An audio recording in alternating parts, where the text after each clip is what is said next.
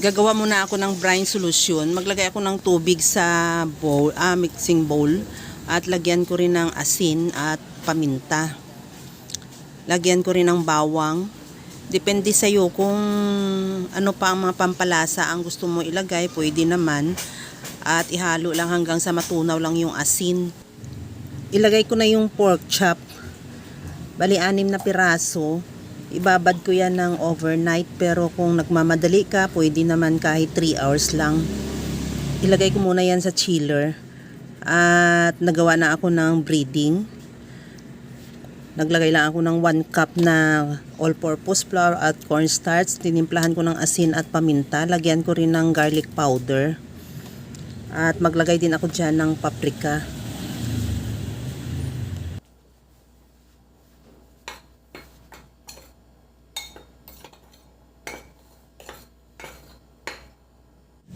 Naglagay muna ako ng 4 na pirasong pork chop para hindi ko pa naman lutuin lahat. Itira ko muna yung 2 para kung gusto ko para mamayang gabi pwede pa.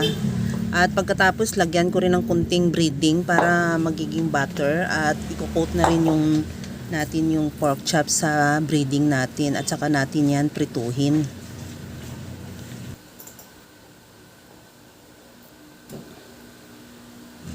Painit na rin ako ng mantika.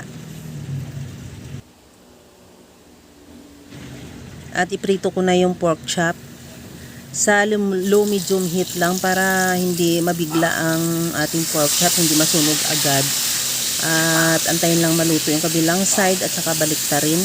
Pagkaluto, tanggalin muna natin din yan sa kawali at patuluin yung excess na mantika. At ituloy na lang sa pagluto yung natira pa nating pork chop. Kaya mga kalasa, kung nagustuhan mo yung ating video, please like na lang at pakishare na rin sa inyong mga friends. At kung bago ka pa lang sa aking channel, subscribe na at i-click mo na rin ang bell button para sa mga notification. Ito na yung ating tender and juicy crispy pork chop. Tikman na natin, talagang napakasarap at malasa. Talaga juicy yung loob, napakalambot pa.